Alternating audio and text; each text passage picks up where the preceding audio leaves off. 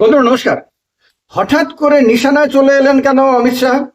হঠাৎ করে সব্বার অভিযোগের তীর অমিত শাহের দিকে তাক করা কেন? এর পেছনে কি বিজেপির আভ্যন্তরীণ কোন্দলের কোনো প্রভাব রয়েছে? যখন দেশের মধ্যে আপনার নীতিন গাডকারির বিরুদ্ধে আন্দোলন দানা বাঁধছে, যখন নীতিন গাডকারির পরিবারকে দুর্নীতির অভিযোগে অভিযুক্ত করা হচ্ছে বিভিন্ন দিক থেকে, বিভিন্ন মহল থেকে বলা হচ্ছে যে ইথানল 20% এবং পেট্রোল 80% মিলাওয়াটের কারণ মূলত নীতিন গাডকারির পারিবারিক ব্যবসা। মূলত তিনি তার পারিবারিক ব্যবসাকে ফুলিয়ে ফাঁপিয়ে বড় করার জন্যই, নিজের ছেলেকে নিজের স্ত্রীকে লাভ পাইয়ে দেওয়ার জন্যই তিনি এই ব্যবস্থা করেছেন যে এখন পেট্রোল পাম্পগুলোতে পেট্রোলের সঙ্গে ইথানল মিশিয়ে ক্রেতাদেরকে কিনতে বাধ্য করা হচ্ছে এবং এর ফলে মানুষের গাড়ি ঘোড়া নষ্ট হয়ে যাচ্ছে। এই অভিযোগে যখন বিভিন্ন সংগঠন নীতিন গাডকারির বিরুদ্ধে একরকম বলা যায় আন্দোলন, কারণ ইথানল পলিসির বিরুদ্ধে আন্দোলনে মূল টার্গেট করা হচ্ছে নীতিন গাডকারিকে, তখন হঠাৎ করে ব্যাপকভাবে অমিত শাহের বিরুদ্ধে অভিযোগ উঠছে কেন? অমিত শাহের পদত্যাগে দাবি করা হচ্ছে কেন? তার মানে কি বিজেপির ভেতরে যে দুটো লবি, একটা নাগপুর লবি যার নেতৃত্বে নীতিন গাডকারি, আর একটা গুজরাতের লবি যার নেতৃত্বে নরেন্দ্র মোদী এবং অমিত শাহ রয়েছেন, এই দুটো লবির মধ্যে কি এখন অস্তিত্বের লড়াই চলছে? তার মানে কি নীতিন গাডকারির বিরুদ্ধে যখন অভিযোগ উঠছে তখন নীতিন গাডকারিও পাল্টা দিচ্ছেন, মানে আড়ালে থেকে?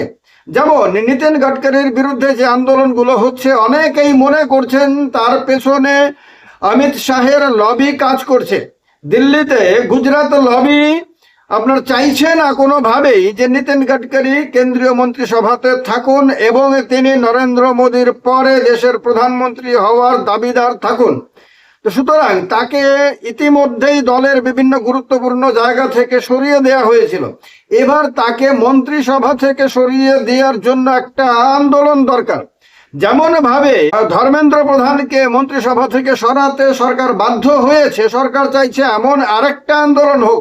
সরকার চাইছে বলতে মানে কি, একটা লবি চাইছে যে এরকম আরেকটা আন্দোলন হোক, যে আন্দোলনে বাধ্য হয়ে নীতিন গাডকারিকে সরকার থেকে সরানো হয়েছে, এইটা বোঝানো যেতে পারে। তাহলে সাপও মরবে লাঠিও ভাঙবে না, অর্থাৎ তাদের যা উদ্দেশ্য নীতিন গাডকারিকে সরানোর, সেটাও আপনার ফুলফিল হয়ে যাবে। আবার তাদেরকে দোষও দেওয়া যাবে না, কারণ মানুষ আন্দোলন করেছে, মানুষ দাবি করেছে, জনগণের মানে ভয়ঙ্কর আন্দোলনের মুখে বাধ্য হয়ে এমনটা সিদ্ধান্ত নিতে হয়েছে দলকে বাঁচানোর জন্য, দলের সরকারকে বাঁচানোর জন্য, এই কথা বলা যাবে। এবার এইটা যখন মনে করা হচ্ছিল, বিভিন্ন মহল থেকে এই ধরনের সম্ভাবনার কথা আলোচনা করা হচ্ছিল, তখন দেখা গেল যে সমস্ত অভিযোগের তীর চলে গেল অমিত শাহের দিকে। অমিত শাহের পদত্যাগে দাবি করা হচ্ছে। হ্যাঁ, পার্লামেন্টের ভেতরে রাহুল গান্ধী অনেক আগে থেকেই দাবি করে আসছিলেন। যখন ছাত্রছাত্রীদের বিরুদ্ধে ভয়ঙ্কর পুলিশি নির্যাতনের অভিযোগ এলো, এইরকম অভিযোগ যখন এলো, তখন থেকে রাহুল গান্ধী এবং বিভিন্ন বিরোধী দলের নেতারা অমিত শাহের পদত্যাগে দাবি করা বা বড় ধরনের তদন্তের নির্দেশ দেওয়ার দাবি জানিয়ে আসছিলেন। এবার এই দাবিটা ব্যাপকভাবে ছড়িয়ে পড়েছে। ককরোচ জনতা পার্টির নেতারাও অমিত শাহের পদত্যাগের দাবি করেছেন, বিভিন্ন সংগঠন করছেন, বিরোধী দলগুলো একের পর এক সরব হচ্ছে যাতে অমিত শাহকে মন্ত্রিসভা থেকে সরানো যায় এই অভিযোগগুলোতে যে তিনি স্বরাষ্ট্রমন্ত্রী হিসেবে ব্যর্থ, এবং তার নির্দেশ ছাড়া কিভাবে দিল্লি পুলিশ পেলেট গানের মতন ভয়ঙ্কর জিনিস ব্যবহার করতে পারে, তাও ছাত্রছাত্রীদের, এই নিরস্ত্র আন্দোলনকারীদের বিরুদ্ধে। এই বিষয়টা সামনে আসা মানে কি, বিরোধীরা যে দীর্ঘদিন ধরে আপনার বলে আসছিল যে দেশে বিভিন্ন দলের ভেতরে আভ্যন্তরীণ কোন্দল লাগিয়ে দলগুলোকে বিভক্ত করে দেওয়া, যেমন শিবসেনাকে ভেঙে দুটো টুকরো করে দেয়া, তারপর শারদ পাওয়ারের এনসিপিকে ভেঙে দুটো টুকরো করে দেয়া, তারপর মমতা বন্দ্যোপাধ্যায়ের নেতৃত্বাধীন তৃণমূল কংগ্রেসকে দুটো টুকরো করে দেয়া, এরকম বিভিন্ন দলের ভেতরে বিভাজন সৃষ্টি করা, তারপর কংগ্রেসের অনেক গুরুত্বপূর্ণ নেতাকে কংগ্রেস ভাঙিয়ে বিজেপিতে নিয়ে যাওয়া বা এনডিএর অন্যান্য দলে নিয়ে যাওয়া, তারপরে আপনার কংগ্রেস নেতৃত্বাধীন সরকারে আপনার এদিক ওদিক করে সেটাকে মানে পতন ঘটিয়ে বিজেপির সরকার গঠন করা, এই সমস্ত কিছুর মাস্টার মাইন্ড অমিত শাহ। এই কথা বারবার বলে আসছিলেন বিরোধীরা। তারা সুযোগ খুঁজছিলেন যে এমন কোনো একটা ইস্যু, এমন কোন একটা মুদ্রা যার ওপরে ভর করে একেবারে সরাসরি অমিত শাহের পদত্যাগ দাবি করা যায় এবং প্রয়োজনে বিষয়টাকে এমন ভাবে তুলে ধরা যায় যাতে সরকার এতটাই বেকায়দায় পড়ে, নরেন্দ্র মোদী এতটাই বেকায়দায় পড়েন যে তার কাছে আর কথা বলার মতন কোনো সুযোগ থাকবে না। আর এইটা যদি হয় তাহলে অমিত শাহের যে বিরুদ্ধ লবি, মোদী শাহের যে বিরুদ্ধ লবি, সেই লবি ডেফিনেটলি খুশি হবে। কারণ অমিত শাহ এবং নরেন্দ্র মোদী উঠে আসার পরে জাতীয় রাজনীতিতে দেখা গেছে যে অন্যান্য যারা নেতারা রয়েছেন তাদেরকে একরকম পর্দার আড়ালে ঠেলে দেওয়া হয়েছে অথবা তাদেরকে গুরুত্বহীন করে রাখা হয়েছে। রাজনাথ সিং, নিতিন গাডকারিকে মন্ত্রী বানাতে তো বাধ্য হয়েছে ঠিকই, কিন্তু মন্ত্রী বানালেও তাদের গুরুত্ব আর তেমন রাখেনি। সমস্ত ক্ষেত্রেই প্রধানমন্ত্রী নরেন্দ্র মোদী এবং অমিত শাহের আপনার আধিপত্য বিস্তার করা হয়েছে। এই অবস্থাটা কোনোভাবেই পুরনো যুগের নেতারা মেনে আসতে পারছিলেন না এবং তাদের সঙ্গে বিরোধীদের দীর্ঘদিন ধরেই একটা সুসম্পর্ক রয়েছে। এটা বলা হয়, মমতা বন্দ্যোপাধ্যায় পাবলিকলি বলেছেন যে বিজেপির পুরনো নেতাদের সঙ্গে ভালো সম্পর্ক আমাদের রয়েছে, তারা বিভিন্ন সময় কথাবার্তা বলেন, তারা অনেক নমনীয়, অনেক গণতান্ত্রিক ইত্যাদি বলেছেন। বা অন্যান্য বিরোধী নেতারাও বিভিন্ন সময়ে এটা বুঝিয়েছেন যে পুরনো দিনের বিজেপি নেতারা তুলনামূলকভাবে অনেক বেশি গণতান্ত্রিক ছিলেন, কিন্তু বিজেপিতে যেই মাত্র গুজরাট লবির দুজন নেতা উঠে এলেন সেই মাত্র বিজেপি কট্টরবাদে বিশ্বাসী হয়ে গেল এবং বিরোধীদের সঙ্গে একরকম আগ্রাসী মনোভাব নিয়ে তাদের সঙ্গে বিহেভ করতে শুরু করলো এবং কোনোভাবেই বিরোধী দলের অস্তিত্ব যাতে না থাকে দেশের মধ্যে তার জন্য নানানভাবে দেশের সরকারের মেশিনারিটাকে অপব্যবহার করতে শুরু করলো। এই সমস্ত অভিযোগ দীর্ঘদিন ধরেই বিরোধী দলগুলোর ছিল এবং যারা বিশেষ করে ভুক্তভোগী, মমতা বন্দ্যোপাধ্যায়, উদ্ধব ঠাকরে, তারপর রাহুল গান্ধী, শারদ পাওয়ার, অখিলেশ যাদবও এখন টেনশনে রয়েছেন, তার দলটাকেও যে কোনো সময় ভাঙিয়ে দুটো টুকরো করে দেয়া হতে পারে। এরা সবাই আপনার অমিত শাহের ক্ষমতা বা আধিপত্য খর্ব করতে চেয়েছিলেন। অনেক দিন ধরেই তারা চেয়ে আসছিলেন যে হয় মন্ত্রিসভা থেকে অমিত শাহকে সরানো হোক, না হয় অমিত শাহের গুরুত্ব বিজেপিতে এবং সরকারে কমিয়ে দেয়া হোক, যাতে বর্তমানে যেভাবে অমিত শাহ সমস্ত কিছুর মূল কাণ্ডারি হিসেবে পরিচিত, অমিত শাহের নির্দেশেই বিজেপি চলে বলে ধরা হয়, সেই রকমটা যাতে আর না হয়। অন্যান্য যে অপেক্ষাকৃত যে মডারেট লবিগুলো রয়েছে তারা যাতে লাইমলাইটে চলে আসে।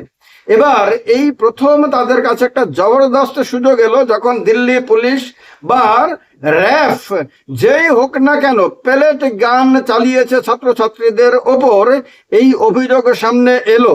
তখনই তারা সুযোগ পেয়ে গেল যে এইটাকে ধরে ইস্যু করে এমন ভাবেই পার্লামেন্টের ভেতরে এবং বাইরে এটাকে তুলে ধরা যাতে বাধ্য হয়ে নরেন্দ্র মোদী অমিত শাহের হাত ছাড়েন। যেমন ভাবে আন্দোলনের মুখে পড়ে যন্তর মন্তরে সাম্প্রতিক ককরোচ জনতা পার্টির আন্দোলনের চাপে পড়ে নরেন্দ্র মোদী ধর্মেন্দ্র প্রধানকে মন্ত্রিসভা থেকে বাদ দিতে বাধ্য হন। যদিও এরকম হয়নি যে তিনি বহিষ্কার করে দিয়েছেন, ধর্মেন্দ্র প্রধানকে দিয়ে পদত্যাগ করাতে বাধ্য হয়েছেন।